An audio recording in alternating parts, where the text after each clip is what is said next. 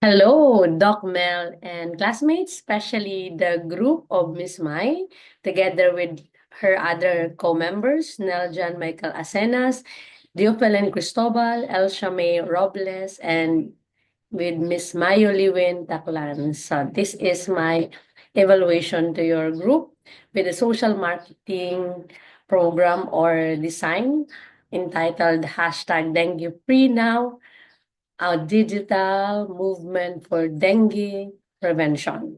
Okay, now let's move forward. In the FMA2, this was the evaluation framework I have presented.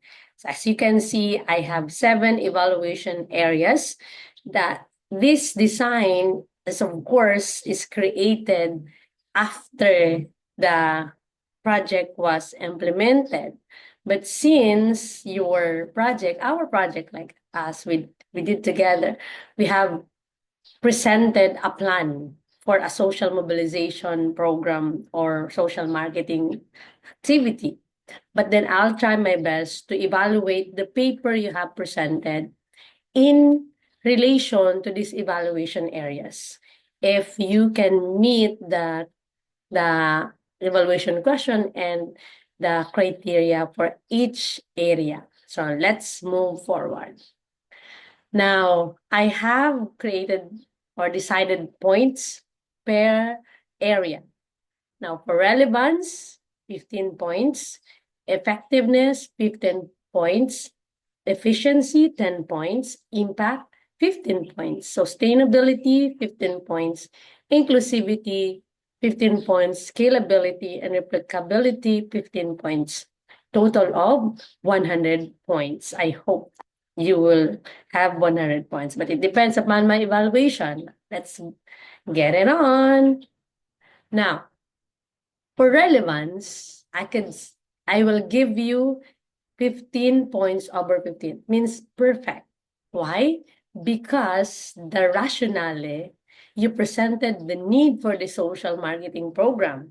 You provided statistics of dengue cases in the Philippines, and you showed the lack of collaboration among stakeholders who want to address this. So therefore, there is a need you provided. That's why you get perfect score of 15 points. Now, for effectiveness, you have a strategic plan. It is clear. You presented objectives, target audience, stakeholders, etc. Specifically, you mentioned the use of digital platforms for the campaign. Of course, that's your tool. Now, I give you here 14 points over 15 points. Why? Because you have to consider the end beneficiaries without access to digital forms. Yes, yes, yes. You designed this for digital forms, but the campaign, you have to consider that there are people doesn't have access to digital platforms. And how would you know how it will become effective if some people could not access it because they don't have means for digitalization, diba? So, yun, you have to see it in your program. Kailangan ba digital lang o baka kailangan din naman natin mag-traditional way of campaign? Okay? Now, for efficiency, I give you 10 points over 10 points. Perfect. Why? Because you have strategic operational plan. You have a clear definition of key actors, responsibilities of resources. Pinakita nyo, you showed it. Anong gagawin nila? Anong responsibilities nila? And you have listed engaging online activities, which is very nice kasi people will try to participate and you design it well, very well. And well-plotted schedule and implementation plan. Sa isang proyekto, napaka-importante ang schedule tsaka yung implementation plan. At least you have the picture of what you are going to do in your project. So kaya perfect kayo. Okay. Now for impact. I give you 14 over 15. So hindi siya perfect. So punta tayo dun sa maganda. Kasi you provided a list of results or outcomes. So, kasi hindi pa naman nangyayari, you already claim that this will be the impact. Ito yung mangyayari sa mga tao, ganyan-ganyan. So, dinescribe nyo. So, there is an assumption of what will about to happen. There is a possibility of big impact to the netizen. Siyempre, kapag ikaw ay nasa digital, ikaw ay nasa online, pag nakita mo yun, of course, you can participate. And you have a well-planned monitoring and evaluation. Napaka-importante yun. Malalaman mo yung impact pagka meron kang monitoring and evaluation. Kasi, paano mo malalaman kung hindi mo i-monitor, hindi mo evaluate, di ba? So, doon mo lang malalaman. But, ito yung for improvement nyo.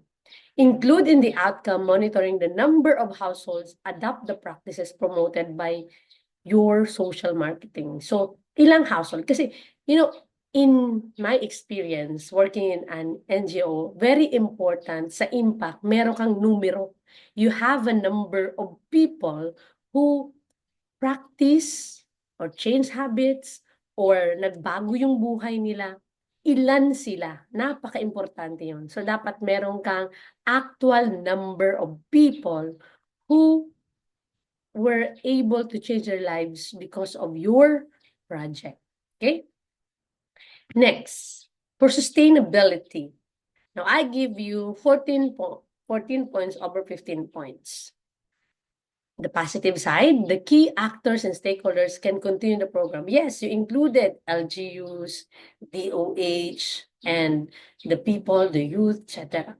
So, they can continue the program. Kasi pag ang isang programa, kailangan, hindi lang siya, kung kailan mo lang binigyan ng pondo, tapos pag wala na yung pondo, tapos na.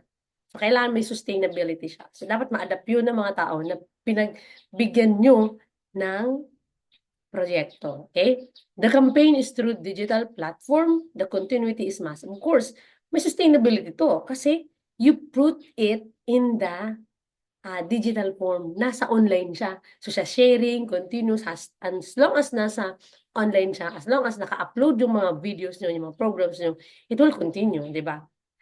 Pero, kailangan yung may improvement. Kailangan may inclusion din ng sustainability of the program. Wag lang tayong aasa na, okay naman, masustain naman to kasi nasa digital form. So, dapat meron kayong concrete plan of the sustainability of the program. Ano yung mga action nyo? Ano dapat nyo gawin? Okay? Now, let's go to inclusivity. Now, I will give you 14 points over 15 points. It is good you have included the vulnerable sectors. Kasi kailangan mangyari ito, kailangan magkaroon ng programang ito because the children are vulnerable sector. To yung elderly, sickly people, kailangan natin gumawa ng programa na to para hindi magkasakit yung mga bata. And the senior citizens and the people who have low immune system, we could prevent sickness, mawala yung dengue, hindi sila magkaroon ng sakit. So, this is very important. You put it, very nice. But, again, as I said, in a project, kailangan meron kayong concrete number of people. How many, in this project, how many people we want to reach? How many group of people we want to influence in this kind of social marketing? So, dapat meron tayong number. Okay? So, yun kasi ang i-indicate sa ating evaluation. Doon natin makikita, okay, ganito pa kalaki yung naging impact ng aming project. That is why you need to consider this. Put number of the beneficiaries. Okay. Now, how about the scalability and replicability? Meaning, ito ba ay pwedeng ma-adapt sa ibang areas or dapat ba ito ay ma-adapt, ganyan-ganyan. So, sa ginawa nyo in your program, when I read your paper, yes, it is easily, it has a capacity to have an easier replication because it is a digital campaign. Madali siya ma-replicate. Kahit saan, pwede itong ma-share. Pero, sa isang project kasi, although your project is digital, kailangan kasi you have to identify a municipality or area. For example, ang area nyo na you have to reach out, dyan muna sa NCR. So, all the municipalities, all the cities in NCR, dun nyo i-apply yung digital. kahit pa sabihin na natin it can reach the different areas of the world, but then the stakeholders, the people get involved in the project, doon mo i-work out, doon ka makipag-cooperate sa mayor, doon ka makipag-cooperate sa mga communities, mga CSOs in that area. So you have a target place where you can operate that digital campaign. Now, if naging success, for example, sa Makati, all the Makati citizens able to practice that change of kanilang lifestyle na every 4 p.m. they will clean, etc. Now, kailangan natin malaman, will this be possible to the people in, for example, sa Caloocan? Will the Caloocan, through digital campaign, they will be influenced or have an impact to them? So, dapat ganun. So, that's why I'll give you 14/15 points. So, ayan. So, natapos ko na lahat ng area. So, therefore, let's see your score. So, sa relevance, perfect kayo. Effectiveness, 14/15. Efficiency, perfect din. Impact, 14/15. Sustainability, 14/15. Inclusivity, 14/15. And scalability and replicability, 14/15. With a total score of 95 points. So, congratulations. I do pray, sana hindi lang ito maging sa paper lang. So, we need your program and hopefully maging totoo ito at talagang ma-implement. So good luck with your project. Thank you so much. This is Maricel Pumares and saying God bless you. Thank you. Bye-bye.